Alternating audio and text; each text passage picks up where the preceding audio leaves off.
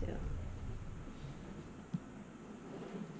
It's so hidden. I've never seen this. You haven't? No, it's so. Oh wow. Yeah, I've never seen it, but it looks really nice. Also. Yeah, and I guess after I said up on that hill. Yeah.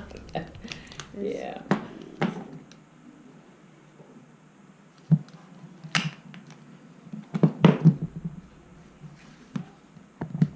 Alrighty.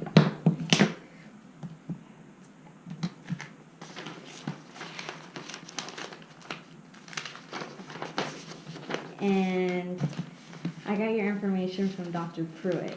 Yeah. Yeah, you know her? Yeah, I know her very well. Yes. I had her for a class last semester. Okay. She was awesome. Yeah. Yeah. She gets really into. She does. Yeah. Let me tell you, she does. Yeah, she was awesome.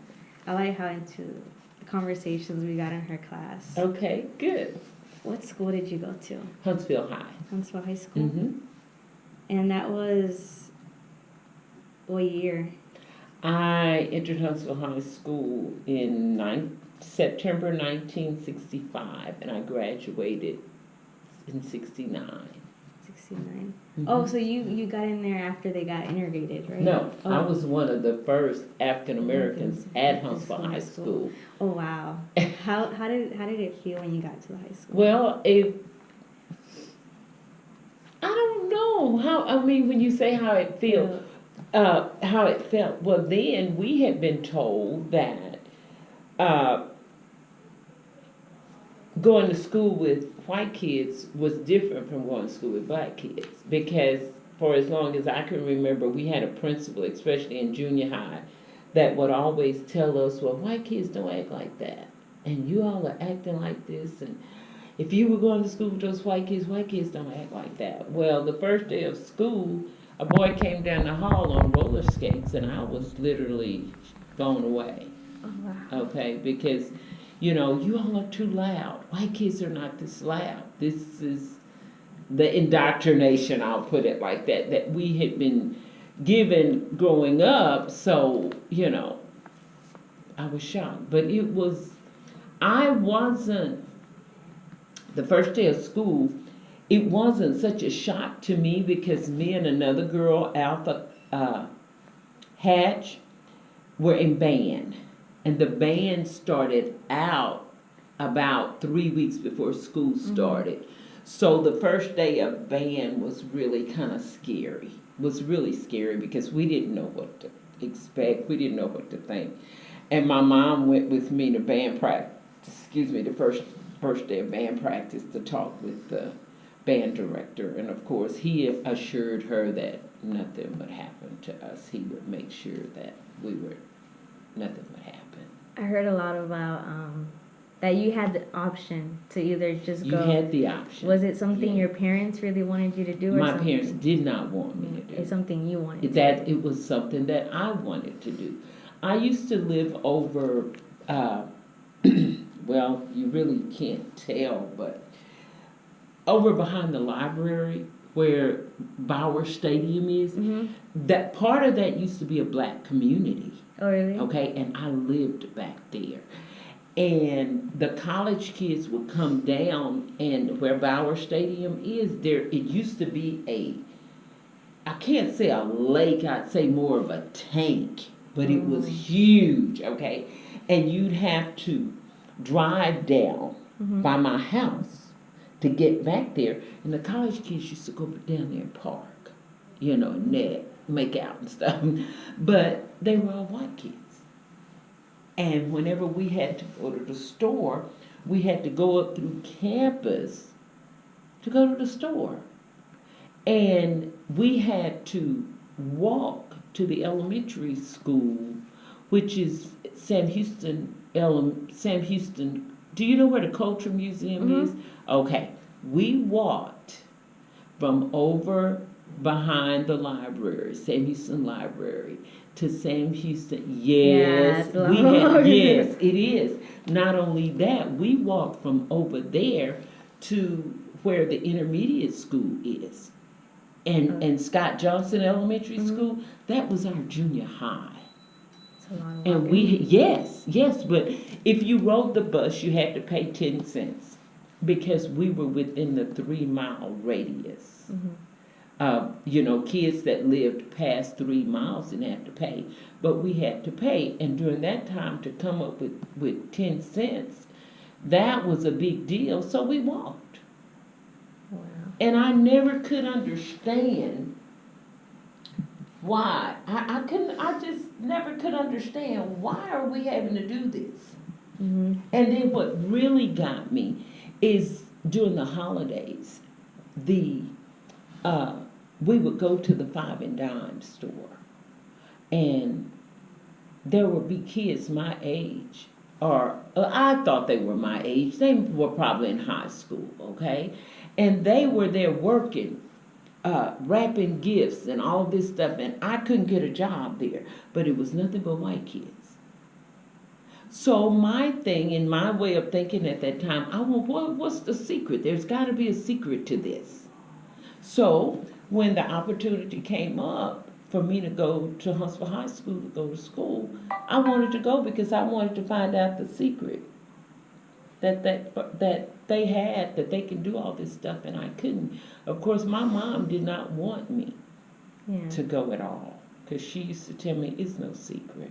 There is no secret, because during that time, my mom, I'm trying to think, was she there then? Oh yeah, she was at the clinic by then. But before that, she used to, do you know where Mary Esther Hall is? Estelle Hall? Mm-hmm. Okay, my mom used to, when they first built that, she used to clean the rooms for the students.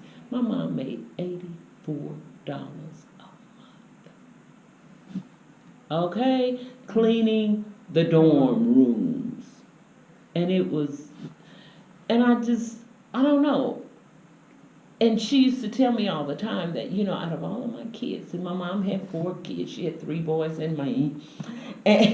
But she says, out of all of my kids, you were the only person that I worried about as far as ended up in an interracial marriage or something like that. She said, because you were never satisfied. And I don't think it was the point of not being satisfied, but when she said satisfied, I think she meant that I wanted to know why. There's no difference here. I could see, so why are they over there and I'm over here? So, but anyway, yeah, I wanted to go. And she said, you don't really want to go. I'm like, yeah. And she was always encouraging us. If we wanted to do something, she tried to encourage us. But anyway. How was your first year there? Was it? It was different. Yeah. Every time it was something to volunteer for, I volunteered. Oh, you got involved. Oh yeah, because I went because didn't I just say I wanted to find out the secret? Mm-hmm. So to me, getting involved was going to be the best way to find out what was going on and all that. So I was very involved. That's good. I had interviewed another graduate from Huntsville High, but she wasn't involved. Okay. But so now I'm trying to see where. When you went to before you entered high school. Mm-hmm. Mm-hmm. Those were a lot of the same classmates you were with for a long time. When? When you were in elementary and middle school, were those classmates you were around? Were those all people that went to all the same schools? No, they did, but the year we got to junior high, mm-hmm. they brought in the rural schools from Riverside and places like that, mm-hmm. because I met people my 7th grade year that was new to me because they had come in from Riverside. Oh, okay. Because when we were here in Huntsville, the elementary school, Sam Houston Elementary, went to the 6th grade. And then we went to Scott Johnson Junior High. Mm-hmm. And when we got to junior high, then all of the little outskirt schools, Dodge and Riverside, they came in with us. Oh, okay. Yeah, they came into the junior high with us. Did they provide transportation for all those schools? Oh yeah, okay. Oh yeah, yeah. Because that was what, 15 miles, something like that. So yeah, they brought them in, they bused them. were all were your teachers really nice to you? In Huntsville High? Yeah. No. No. It was some of them that did not. You could tell they didn't want us there. But the main ones that we had, I guess they did their job. Mhm. We had a couple. My freshman year, I'll never forget Mrs. Pierce. Her name was Jane Pierce. She was my English teacher. And then I had another guy, his name was Richard Winnicky. He was my math teacher. Now, my band instructor was nice, very nice, but those are two people that I really remember my freshman year because it's like, now, Mrs. Pierce, I found out later, that was just her, and the reason I know this, my mom worked for her later. She cleaned her house 2 days a week later. Her husband was a professor at the college. Mhm. But they were just down to earth people. And she treated everybody the same in her class. And Mr. Winnicky, Richard Winnicky, he was a math teacher. And I don't know, he was just as nice as he could be. And you could tell it was for real. But then you had people that would stand outside of their doors, as your classes changed, looking at you like, why are you here? It was, but anyway, I kept going. Did you ever wonder why? Well, I mean, not wonder, but with the when there's prom going on, or when they would vote, I guess on Best Smile or other types of social,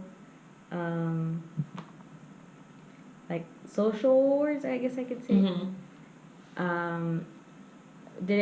How did that work back then? Well, back then it was more they did things seniors, Mm-hmm. senior level things. They had what they call a spring festival. Okay. And they elected king, queen, princess, and princess. And they did that, and I didn't expect as a freshman to get any of that. And we only had one senior, one African American senior. Mm-hmm. And she didn't expect to get that because she really didn't want to be there, but she was there. And as a freshman, I just tried to participate in everything. I didn't expect to get any of that. Mm-hmm.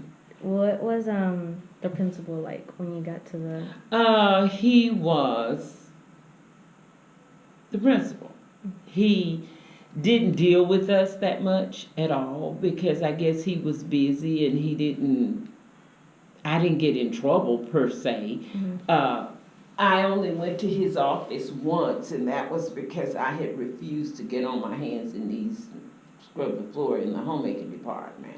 Okay. But other than that, he was just, we knew who he was. He retired, was it the same year or the next year one? So, but he was okay. Back then it's crazy how back then there was homemaking. And different types of now they have FCCLA. They still have it, but it's called FCCLA, Family Consumer something. But anyway, but then you had to know how to cook. You had to learn how to sew and that kind of thing. And because now very few people do that. But anyway. Did you ever notice any of your classmates? I guess whenever there were more African Americans going in as you were progressing 3 years in high school, did you ever notice anyone, I guess, getting too not rebellious, but I guess speaking out for themselves or anything like that going on in the school? Well, really, to say speaking out for yourself, I always spoke out for myself. Mm-hmm. I mean, I didn't make a big ruckus or anything like that, but I was going to speak up for myself. I wasn't going to let them mistreat me or anything like that. But one of the things that when you look back at it, I don't know what they had been taught at home, but most of those kids act like they were afraid of us. like, ooh, she's gonna get close to me. Is some of that gonna wipe off on me? So it's just, they were just kids. They at one time there was a situation where we were being called niggers and all of this stuff, but me and the girl that was in the band with me, we took care of that. You got to business. Yeah, yeah, we took care of it and wasn't, it didn't happen anymore. Mm-hmm. But as far as if something, they asked us to do something and, come on, if they had asked us to do something and we did it, we did what we were supposed to do. And it wasn't a big deal to that. Do me a favor, would you wrap my, Yeah. okay. But I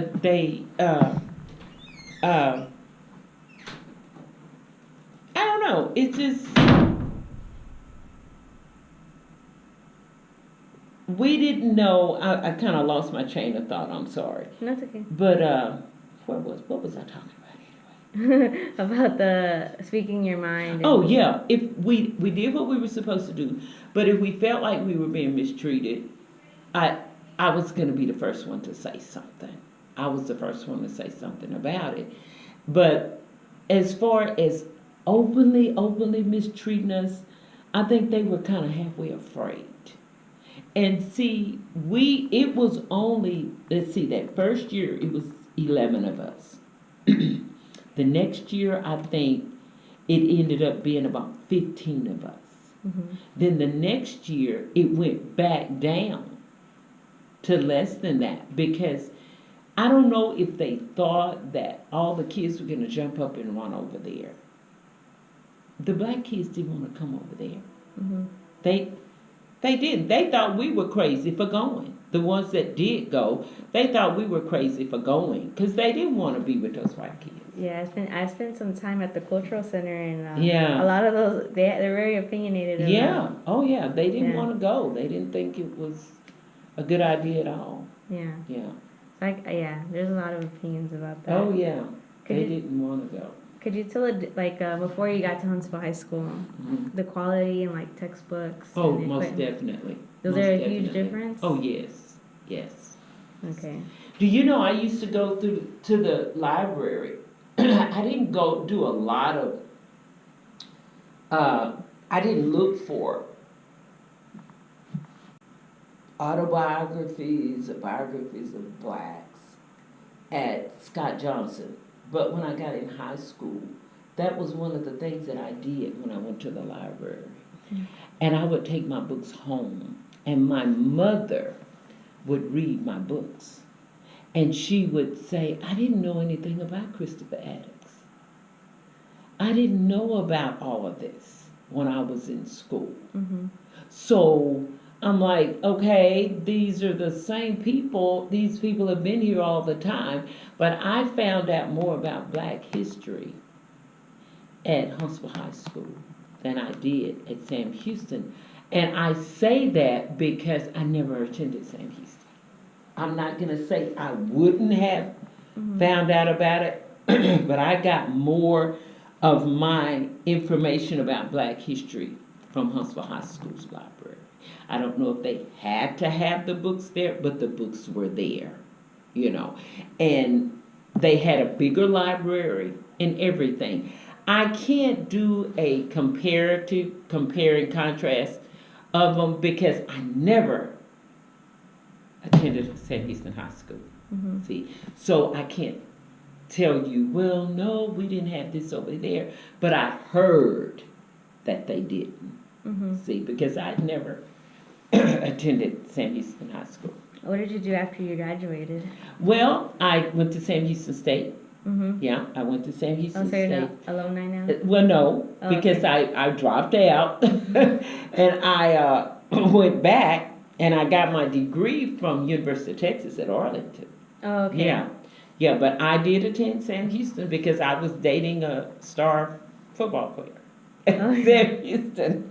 Yeah, I was dating one of the football players at Sam Houston. So, matter of fact, he's my first husband. I married him and I had 3 really? boys by him. Yeah, but I did. And I attended Sam Houston right after I got married. I continued to attend Sam Houston, and then we moved. And then after we moved, and other things went on, but yeah. Okay, but you Yeah. still got your degree. Oh yeah, I was determined to do that. Yeah. That's good. I think I have one more question. Mhm. It would be if you could describe the culture at Huntsville High School from what you remember, how would you describe it that first? I guess I want to say more of an impact would probably be the first year you came in. I want to say, like, if you go in a room and you feel tension, or if you were in the hallway and you felt some sort of tension. You know, you felt it, but it's something that I've always been taught, and I believe this. I know that prejudice and racism is taught. It's not a part of you that's when you're born, it's there. It's taught. And when we would be at school, we would laugh and play and kid around. Not everybody, but a lot of the kids would laugh, and we would laugh and joke and PE and homemaking and all of this stuff. But when they left and they were with their parents, they were totally different. They Okay. acted like, they were different people. So it was okay. We would be in class laughing and talking to each other, and if I would see them in the store with their parents, they would wave at me after the parent. You know how the parent will pass by and they kind of do the wave afterwards? That's how it was. So kids, if you leave kids alone, kids will work out their own problems. The year after, not the first year that they totally integrated, but the year after they did a total integration, it was I had a brother that was in school, and the attitude of the children were totally different because they decided to leave them alone. They had a tendency to say, oh, y'all can't do this, or you shouldn't do that because of. And really and truly, I'm not going to say now that it's the same, because I think I'm not going to say they start earlier, or I don't know. But it was okay. Once we stopped this little boy from calling us niggers, okay, on the bus. We were in the band, and he, look at them niggers, look at them niggers. Once we stopped him from calling us niggers, the rest of it was history. Everybody wanted to make sure we were okay, and we were just a group. We were a group of kids, especially the band. It was 110 kids in that band. And like now, I don't know how many is in there, but we've always had 3 buses. Or, you know what I'm saying? When we go now, I think they got 5 or 6, but we had 3 buses. And we would always sit on the 3rd bus by choice, because you could pick where you could sign up where you wanted to sit. And we would always get on the 3rd bus. And when everybody had something to eat, they wanted to make sure we had something to eat. Of course, we had something to eat. And it was just it wasn't that bad. If the adults had stayed out of it, it would have even been a lot better. So, adults make things worse than they really are. Yeah, I see what you mean. Yeah. Yeah. Oh, one last question.